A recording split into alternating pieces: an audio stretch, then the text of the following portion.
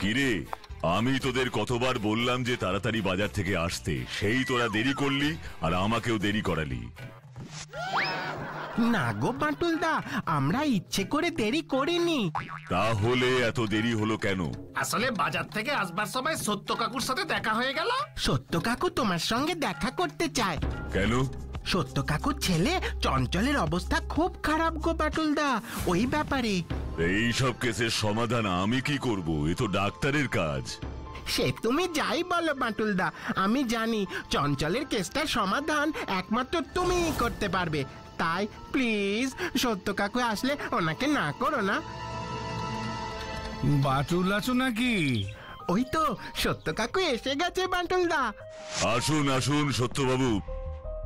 তোমাকে বাবা আমার একটা উপকার করতেই হবে, কথা দাও যে না করবে না। না না, বলুন সত্যবাবু, আমি আপনাকে কিভাবে সাহায্য করতে পারি? তোমাকে বাচ্চু বিচ্ছু কিছু বলেনি?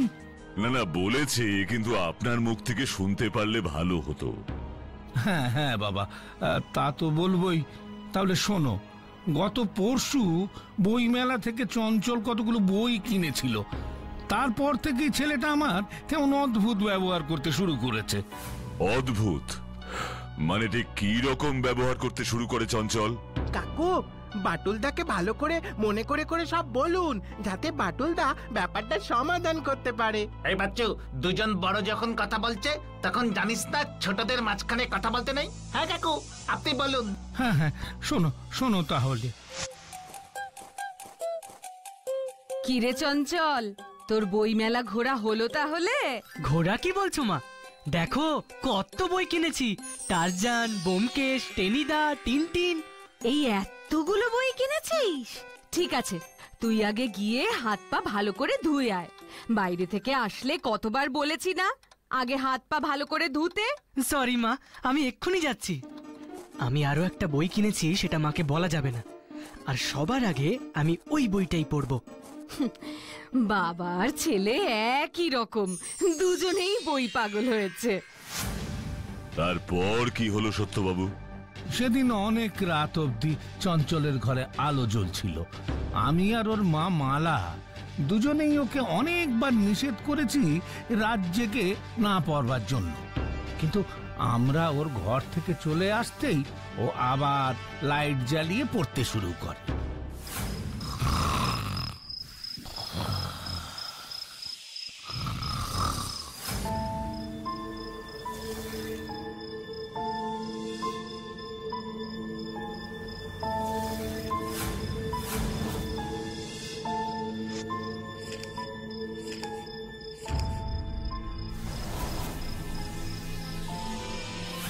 চল চেতক, চল আরো জোরে, আরো জোরে, রেলগাড়ির চেয়েও তাড়াতাড়ি চল।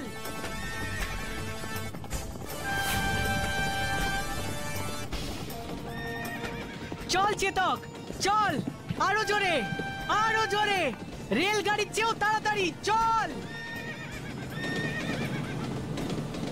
চেতক, এই রেলগাড়ির আগে আমাদের যেতে হবে। চল চল, আরো জোরে, আরো জোরে। কি রে চেতক, চল চল, ট্রেনটা তো আমাদের ছাড়িয়ে চলে যাচ্ছে। চল চল চল চল, তাড়াতাড়ি চল। ও চেতক, তুই আর যাবি না? কারণ তুই বুঝে গেছিস এখনো যদি ঘরের দিকে না ফিরি তাহলে আমাদের কপালে দুঃখ আছে, বাবা খুব বকবে, তাই না? আবার হ্যাঁ বলা হচ্ছে। চল চল চল, বাড়ি চল, চল।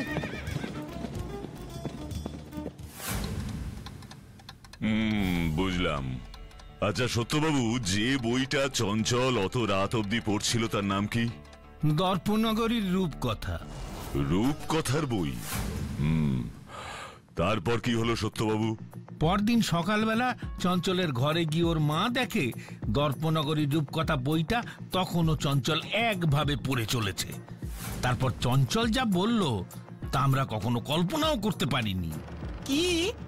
চঞ্চল বলল, চঞ্চল, তুই রাতে ঘুমোসনি? সারা রাত এই একটাই বই পড়ে যাচ্ছিস? আমি তোর বাবা তোকে এত করে নিষেধ করলাম, তাও আমাদের কোনো কথা তোর কানে যায় না? না, কে তুমি? আমাকে এইভাবে বকছো কেন? হুমা, কে? আমি কে? হ্যাঁ, কে তুমি? তোমাকে তো আগে কোনোদিন এখানে দেখিনি। ওগো তাড়াতাড়ি এসো, শুনে যাও চঞ্চল কি সব বলছে। কে আসবে?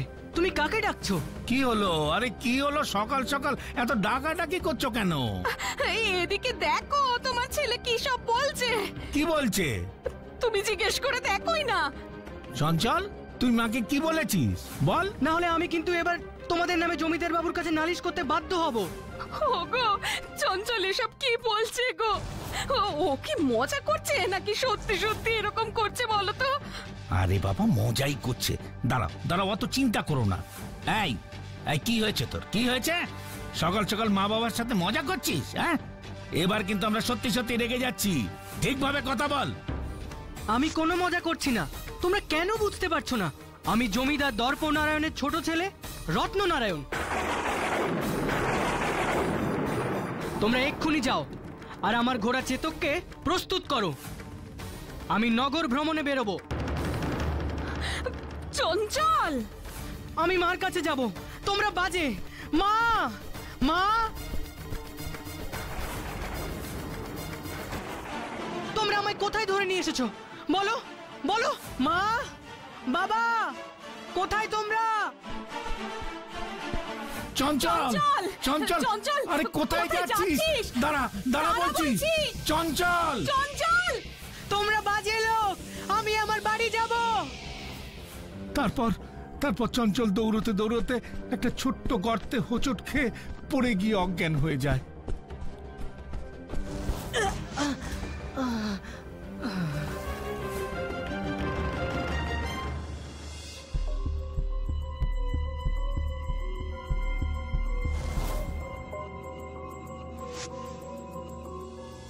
ডাক্তারবাবু, চঞ্চলকে কেমন দেখলেন?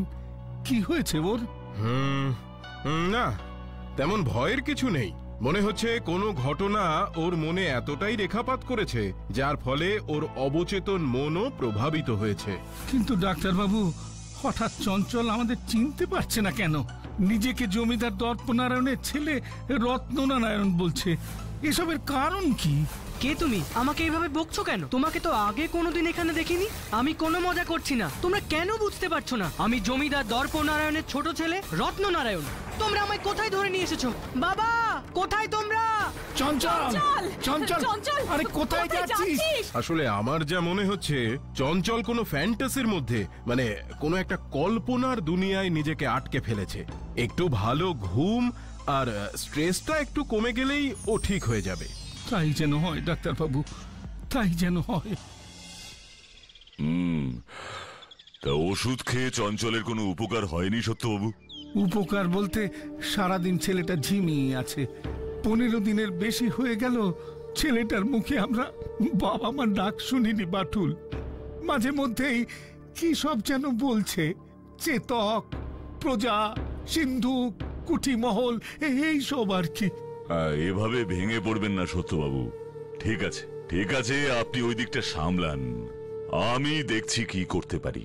না না না, করতে পারি বললে হবে না বাটুল, তোমার করতেই হবে। তুমি আমার একমাত্র ভরসা। দেখছি। এভাবে ভেঙে পড়বেন না সত্যবাবু। ঠিক আছে ঠিক আছে, আপনি ওই দিকটা সামলান, আমি দেখছি কি করতে পারি। না না না, করতে পারি বললে হবে না বাটুল, তোমার করতেই হবে। তুমি আমার একমাত্র ভরসা। দেখছি। চঞ্চল, আমি কতবার বলবো যে আমি চঞ্চল নই, আমি রত্ননারায়ণ। একদম বাজে কথা বলবি না চঞ্চল, চুপ কর। সব সময় এক কথা মুখে লেগে আছে। সত্যবাবু, এত উত্তেজিত হবেন না। মনে রাখবেন, ডক্টর পাকরাশি আপনাকে বলেছেন এমন কিছু করবেন না যাতে ওর মনের উপর কোনো চাপ পড়ে। হ্যাঁ, সেই জন্যই তো কিছু বলতে পারছি না। আচ্ছা রত্ননারায়ণ, তুমি জানো আমি কে? কে তুমি? আমি তোমার বন্ধু বাটুল। আমি যে তোমার সাথে দর্পনগরীতে থাকতাম, চেতকের পিঠে চেপে ঘুরতে বেরোতাম। কিন্তু তোমাকে তো আমার মনে পড়ছে না। আমার সঙ্গে দর্পনগরীতে তোমাদের ওই বাড়িতে গেলেই মনে পড়বে। তুমি আমাকে নিয়ে যাবে? আমাদের বাড়ি তো গ্রামে, অনেক দূরে। কিন্তু কোথায় তোমাদের গ্রাম? সোনা নদীর ধারে রোহিণী গ্রাম। সোনা নদী, সোনা নদী, সেটা কোথায় রত্ননারায়ণ? অনেক দূরে, পাহাড়ের পাশে। তোমাদের বাড়িতে কে কে আছে? বাবা, মা, দাদা, দিদি, ঠাকুরদা, ঠাকুরমা, সবাই। ঠিক আছে রত্ননারায়ণ, আমি তোমাকে তোমাদের বাড়িতে নিয়ে যাব। সত্যি তো বাটুলদা? তুমি কিন্তু আমায় কথা দিয়েছো, ভুলে যাবে না তো? কখনো না বন্ধু। আর কতদিন ছেলেটাকে এভাবে কষ্ট দেবে ভগবান? সত্যবাবু, আমাকে মনে হচ্ছে রাতের বেলায় আবার একবার আসতে হবে।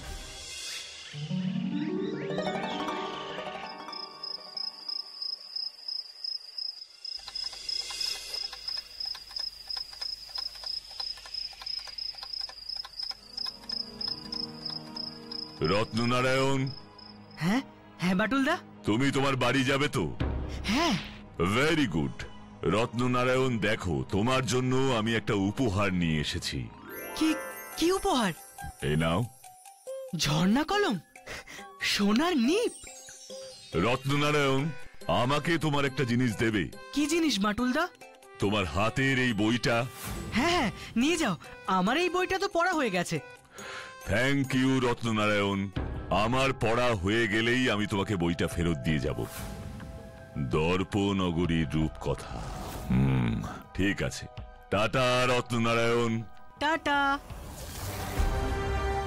সেদিন রোহিণী গ্রামের জমিদার বাড়িটাকে ধ্বংস করে আগুন লাগিয়ে দেয় ডাকাতের দল।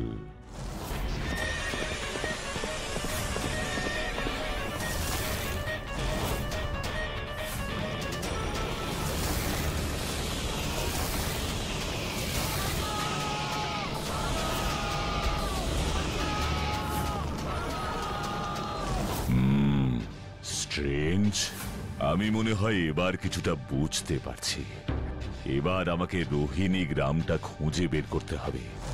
এর জন্য আমার প্রাচীন বাংলার মানচিত্রটা দেখতে হবে। হ্যালো হ্যালো বাটুল, আমি চঞ্চলের বাবা সত্য অধিকারী বলছি। হ্যাঁ হ্যাঁ, বলুন সত্যবাবু। তোমাকে তোমাকে একটা ভালো খবর দিতেই ফোনটা করলাম। কি ভালো খবর, বলুন না।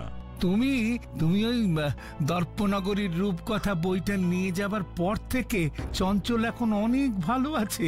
আমাদেরকে অনেকদিন পর চিনতে পেরেছে, আমাদের মা বাবা বলে ডেকেছে। আমি ডাক্তার পাকরাশিকেও জানিয়েছি, উনি বললেন ওষুধ ঠিকঠাক কাজ করার জন্য চঞ্চল সুস্থ হয়ে উঠেছে। এটা তো খুবই ভালো খবর সত্যবাবু। এসবই তো তোমার জন্য বাটুল। তোমাকে যে কি বলে ধন্যবাদ জানাবো ভাষা খুঁজে পাচ্ছি না। না না, আমাকে এসব বলে লজ্জা দেবেন না। এখনো কিছু কাজ বাকি আছে, সেটা আগে আমায় ঠিকভাবে শেষ করতে হবে। ঠিক আছে ঠিক আছে, তুমি যেটা ভালো মনে করো তাই করো। তাহলে রাখছি, গুড নাইট। Good night.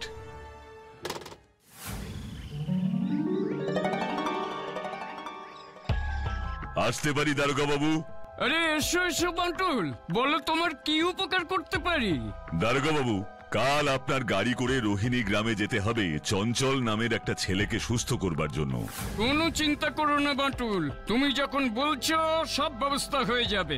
কিন্তু ব্যাপারটা কি সেটা তো বলবে। সেটা কাল যেতে যেতে বলবো। ওকে।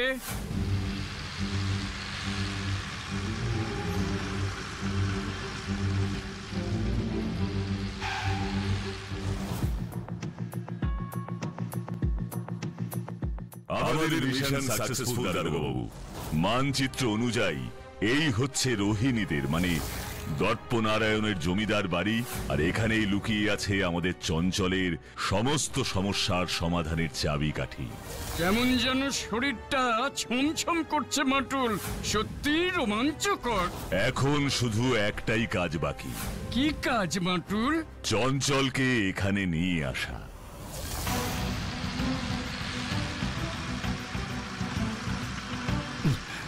রোহিণীদের গ্রাম আর কত দূরে বাটুল? আর বেশি দূর নয় সত্যবাবু।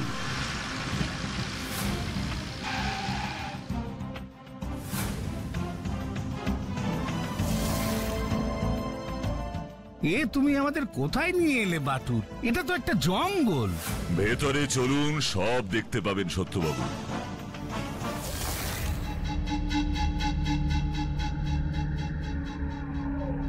রত্ননারায়ণ, দেখো তো এই বাড়িটাকে চিনতে পারছো? ভালো করে দেখো রত্ননারায়ণ।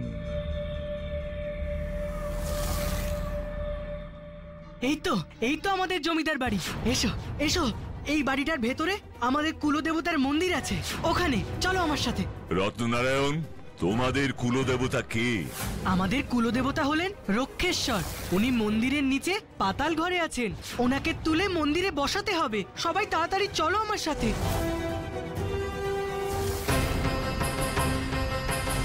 এখানে এইখানে এইখানে আছে, এটাই সেই পাতাল ঘর। এই বাক্সের মধ্যে আমাদের কুলদেবতা রক্ষেশ্বর আছেন। এই বাক্সটা খোলো।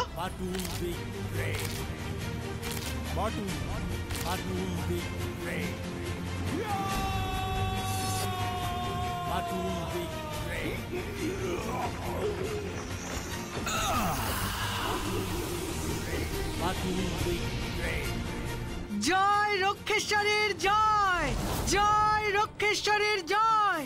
কুলদেবতা রক্ষেশ্বরকে এই পাতাল ঘর থেকে উদ্ধার করতে হবে। এই তো এবার আমরা এই রক্ষেশ্বরকে গ্রামবাসীর হাতে তুলে দেব। ওরাই এবার কুলদেবতার নিত্য পুজো করবে।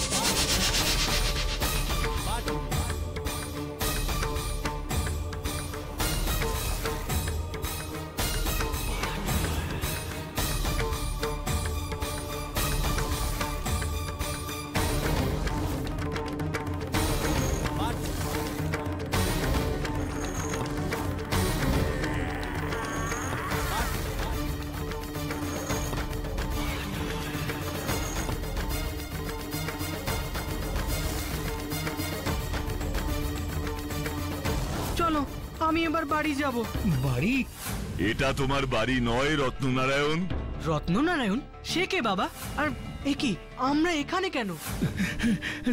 চঞ্চল বাবারে। চলুন, এবার আমার কাজ শেষ। আচ্ছা, আসলে চঞ্চলের সাথে ঠিক কি হয়েছিল বলুন তো?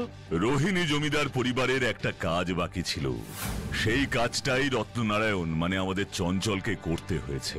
কোন কাজ বাকি বলো? ডাকাতদের হাত থেকে রক্ষেশ্বরকে বাঁচানোর জন্য কেউ হয়তো তাকে ওই পাতাল ঘরে কাঠের বাক্সে রেখে দিয়েছিল, কিন্তু কেউ আর রক্ষেশ্বরকে ফিরিয়ে নিয়ে যেতে পারেনি।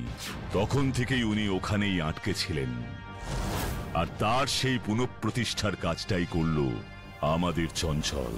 বইটা ওর হাতে আসবার পর যখন ও দর্পনগরীর ইতিহাস পড়তে শুরু করে, তখন ওর মনে ভীষণ গভীর একটা প্রভাব পড়ে।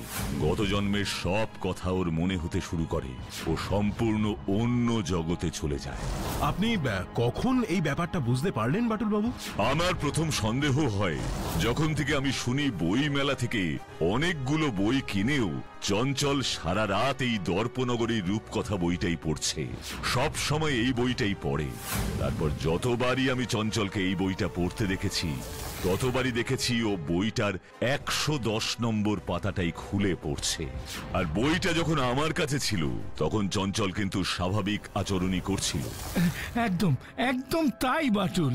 কি আছে বইটার 110 নম্বর পৃষ্ঠায়? পাতাল ঘরে কুলদেবতা রক্ষেশ্বরের আটকে থাকার বিষয়টা, আর আর আর ওই জমিদার বংশেই কোনো বংশধরের হাতে রক্ষেশ্বরের উদ্ধারের কথা। তারপরে কি হলো সেটা তো আপনারা সবাই জানেন। ও, তার মানে চঞ্চলই আসলে আগের জন্মের রত্ননারায়ণ। হ্যাঁ, চঞ্চলই রত্ননারায়ণ।